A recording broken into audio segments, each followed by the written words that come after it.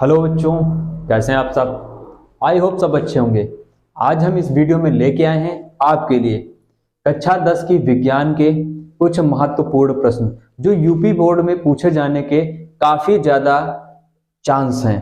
तो आप इस वीडियो को बिल्कुल भी मिस मत करिएगा, और अगर आप वीडियो को मिस करेंगे तो आपसे कुछ ना कुछ प्रश्न छूट जाएंगे। तो आप इस वीडियो को पूरा देखिएगा ताकि आपको सारे प्रश्न समझ में आए, अच्छी तरीके से आप इनको हल कर सकें। तो देखिए, पहला प्रश्न हमारे पास क्या कह रहा है।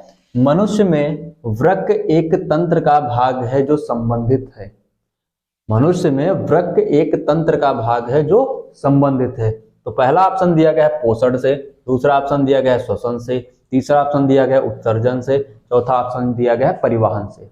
ठीक, तो परिवहन हमारे शरीर में किसका होता है? रक्त का।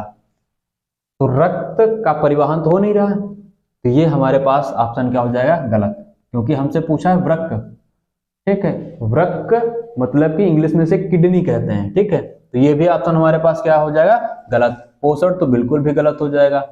श्वसन अगर फेफड़ा होता या फिर लंग्स इंग्लिश में बोलते हैं, हिंदी में फेफड़ा बोलते हैं। ठीक है, तो हमारे पास श्वसन सही होता है। उत्सर्जन की बात की है तो हमारे पास ये ऑप्शन सही हो जाएगा, यानी कि वृक्क जो है एक तंत्र का भाग है जो किससे संबंधित है? उत्सर्जन से। बात समझ में? उत्सर्जन यानी कि जैसे कि हमारे शरीर से यूरिन का निकलना वृक्क ही फिल्टर करता है, तो यूरिन हमारे शरीर से क्या होती है? निकलती है शरीर से बाहर। ठीक है, और निकलना आवश्यक भी है। फिर अगला देखिए, क्या अगला प्रश्न हमारे पास क्या कह रहा है? कह रहा है स्वपोषी पोषण के लिए आवश्यक है। स्वपोषी पोषण, स्वपोषी मतलब कि जो अपना भोजन स्वयं बनाए, दूसरों पे निर्भर ना रहे। मानव जो है वो दूसरों पे निर्भर करता है। ठीक है, तो मानव हमारा क्या कहलाएगा? विषमपोषी। ठीक, स्वपोषी पोषण के लिए आवश्यक है क्या? कार्बन डाइऑक्साइड तथा जल। कार्बन डाइऑक्साइड तथा जल। जब प्रकाश संश्लेषण की अभिक्रिया होती है तो कार्बन डाइऑक्साइड की आवश्यकता पड़ती है, जल वो पेड़ की जड़ों से ले लेगा। ठीक, क्लोरोफिल कहां से मिलेगा? पत्तियों से। सूर्य का प्रकाश यानी कि सनलाइट। तो ऑप्शन इसमें हमारे पास कौन सा सही हो जाएगा? उपरोक्त सभी, यानी कि सभी की आवश्यकता पड़ेगी, कार्बन डाइऑक्साइड तथा जल की, क्लोरोफिल की तथा सूर्य के प्रकाश की हमें आवश्यकता पड़ेगी। ठीक, फिर अगला प्रश्न देखिए, कह रहा है निम्नलिखित में से कौन सा पादप हार्मोन है? निम्नलिखित में से कौन सा पादप हार्मोन है? पहला दिया गया है इंसुलिन, दूसरा ऑप्शन दिया गया है थायरॉक्सिन, तीसरा ऑप्शन दिया है एस्ट्रोजन, चौथा दिया है साइटोकाइनिन।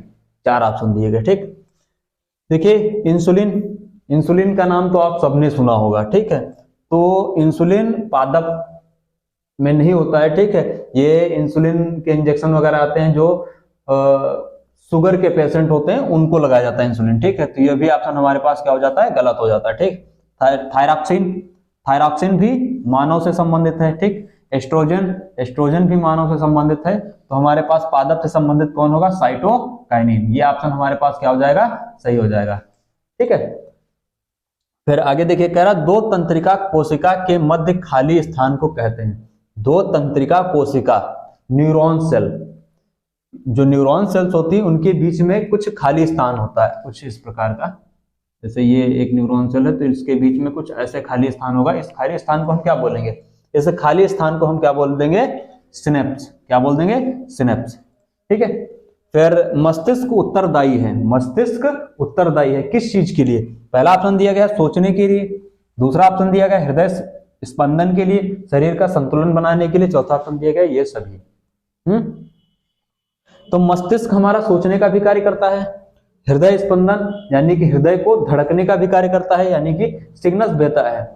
मस्तिष्क सिग्नल भेजता है ताकि आपका हृदय बीट करे, और शरीर का संतुलन बनाने का भी कार्य करता है, यानी कि आप सीधा खड़े हैं या फिर आप हाथ चला रहे हैं, पैर चला रहे हैं, आप डांस कर रहे हैं, या फिर अभी हम बात कर रहे हैं आपसे, बोल रहे हैं। ठीक है, तो ये सब कार्य कौन कर रहा है? मस्तिष्क कर रहा है। बिना मस्तिष्क के आपका शरीर संतुलन खो देगा। ठीक है, जैसे कोई व्यक्ति ड्रिंक करता है तो आपने देखा होगा उसके शरीर का जो बैलेंसिंग है वो कंट्रोल से बाहर हो जाता है, उसकी जमान लड़खड़ाने लगती है, पैर इधर उधर पड़ेंगे। ठीक है, वो जो ड्रिंक करता है तो उसका मस्तिष्क जो का संतुलन क्या हो जाता है? खो देता है, तो उसका शरीर भी बैलेंस नहीं हो पाता। तो उपरोक्त सभी, ठीक, ये हमारे पास तीनों ऑप्शन सही हो जाएंगे। ठीक, फिर कह रहा है अलैंगिक जनन मुकुलन द्वारा होता है। अलैंगिक जनन मुकुलन द्वारा होता है, किसके द्वारा, मतलब किसमें होता है। ठीक है, तो पहला ऑप्शन दिया गया अमीबा, दूसरा ऑप्शन दिया गया ईस्ट, पहला ऑप्शन अमीबा, दूसरा ऑप्शन ईस्ट, तीसरा ऑप्शन प्लाज्मोडियम, चौथा ऑप्शन लेशमानिया। ठीक, मुकुलन होता है किसमें, ईस्ट में मुकुलन होता है। ठीक है, और फिर अगला प्रश्न देख लेते हैं। कह रहा है निम्न में से कौन मानव में मादा जनन तंत्र का भाग नहीं है। निम्न में से कौन मानव में मादा जनन तंत्र का भाग नहीं है, यानी कि मादा जनन तंत्र का भाग नहीं है। अंडाशय, अंडाशय मादा जनन तंत्र का भाग है, यह ऑप्शन गलत हो जाएगा। गर्भाशय मादा जनन तंत्र का भाग है। ठीक, फिर दूसरा दिया है डिंब वाहिका, ठीक, इसे फ्लोपियन ट्यूब बोलते हैं। ठीक है, डिंब वाहिका को क्या बोलते हैं, फ्लोपियन ट्यूब। ठीक, तीसरा ऑप्शन ये भी हमारे पास मादा जनन तंत्र का भाग है। तीसरा ऑप्शन हमारे पास क्या है, शुक्रवाहिका। क्या है, शुक्रवाहिका। शुक्रवाहिका हमारे पास किसका है, पुरुष जनन तंत्र का भाग। किसका है, पुरुष जनन तंत्र का भाग। ठीक है, तो आप ये नोट कर लीजिए, फिर आगे बढ़ते हैं। तो भैया अब हम अगला प्रश्न देख लेते हैं, प्रश्न नंबर 8। अगला प्रश्न कह रहा है नर युग्मक एवं मादा युग्मक के संलयन को कहते हैं। नर युग्मक एवं मादा युग्मक के संलयन को कहते हैं। पहला ऑप्शन दिया गया है किण्वन, निषेचन, अंकुरण, परागण। क्या दिया गया है, किण्वन, निषेचन, अंकुरण और परागण। परागण किसमें होता है, पौधों में। ठीक है, यानी कि फूल पुष्प के अंदर क्या होता है, परागण। ठीक है, पराग कोश से पराग कोश से पराग कण का वर्तिकाग्र तक पहुंचना परागण कहलाता है।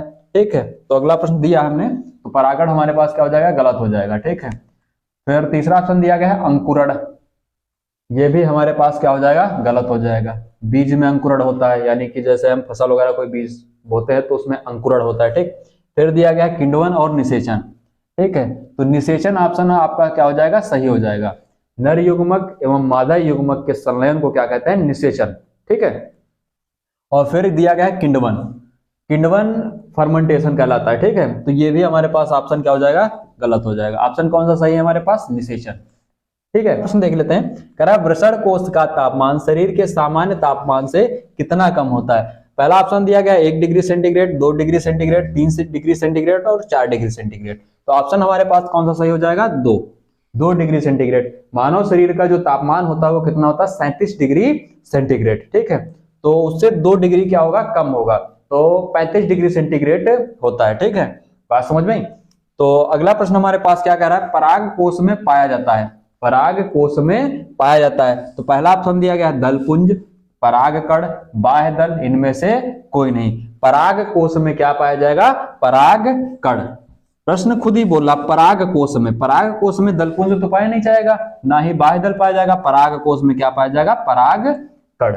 ठीक है, तो आज के लिए इस वीडियो में इतना ही, और नेक्स्ट वीडियो में हम आपके लिए और बेहतर से बेहतर प्रश्न लाने का प्रयास करेंगे, जो आपके यूपी बोर्ड में काफी आपकी मदद करेंगे। और आज के लिए बस इतना ही, और अगर हमारी वीडियो अच्छी लगी हो तो चैनल को लाइक, शेयर और सब्सक्राइब जरूर करिएगा। ठीक है, थैंक यू।